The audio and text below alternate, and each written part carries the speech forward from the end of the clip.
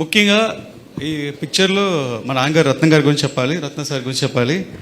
నేను ఫస్ట్ నాన్నగారు చేసిన 3 సినిమాలు యావరేజ్ సినిమా, పెద్దగా ఆడలేదు. అప్పుడు నాకు ఇంట్రెస్ట్ ఉంటుంది సినిమా మీద కాదు, సినిమా అంటే ఒక టెన్షన్ అయిన పని అని. ఎప్పుడు ఇంటికి వచ్చినా సినిమా తీయొద్దు, మీరు సినిమా పోర్షన్ వదిలేసి వేరే సినిమా తీస్తా అనేవాడిని. అప్పుడు కర్తవ్యం ఒక సినిమా చేసి ఛాలెంజ్ చేశారు, ఈ సినిమా హిట్ కొడతానన్నారు. ఫస్ట్ టైం కర్తవ్యం హిట్ కొట్టినప్పుడు ఆయన ఫేస్లో ఒక బ్రైట్నెస్ వచ్చింది, అది ఫస్ట్ హిట్ ఆయనకి. ఆ ఫస్ట్ హిట్లో ఆయన ఫేస్లో వచ్చిన సంతోషం, బ్రైట్నెస్, దాని తర్వాత చాలా హిట్స్ ఇచ్చారు.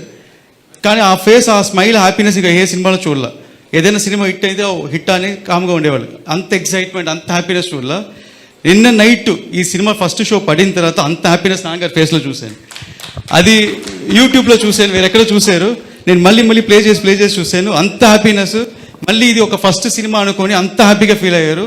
అంటే ఇది ఎంత డ్రీమ్గా ఆయన మనసులో తెలుసు, ఇది ఎంత డ్రీమ్ ప్రాజెక్ట్ ఆయనకని.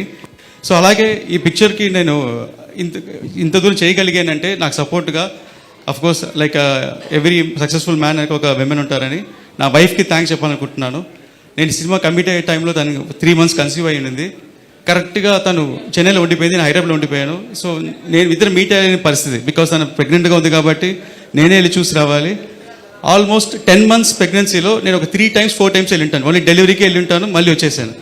సో ఈ 10 months నన్ను డిస్టర్బ్ చేయకుండా ఓన్లీ ఫోన్లో, వీడియో కాల్లో మాట్లాడుతూ పర్వాలేదు.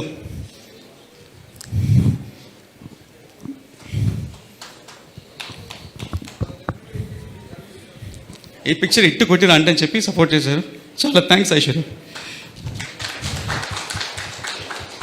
అలాగే మా మదర్ పేరు చెప్పాలనుకుంటున్న పద్మజ గారు. సినిమా 2 times పోస్ట్పోన్ అయింది, దాని తర్వాత పిలిచి వార్నింగ్ ఇచ్చారు, ఈ సినిమా రిలీజ్ అయ్యి హిట్ కొట్టుకుని ఇంటికి రాకొద్దని. సో ఇప్పుడు ధైర్యంగా నేను ఇంటికి వెళ్ళొచ్చు. థ్యాంక్స్ సార్, ఇంత పెద్ద opportunity, life changing moment sir. Thank you so much sir, Pawan sir, thank you. Thank you so much sir. నిజంగా ఇంత భారీ చిత్రానికి ఎన్నో ప్రయాసాలతో పాటు డెఫినెట్గా చాలా కాంప్రమైజెస్ కూడా ఉంటాయి. Thank you so much Jyothi Krishna గారు, ఇంత అద్భుతమైన చిత్రాన్ని మా అందరికీ అందించినందుకు. అండ్ అఫ్ కోర్స్ మనల్ని ఖుషి చేసే ఎన్నో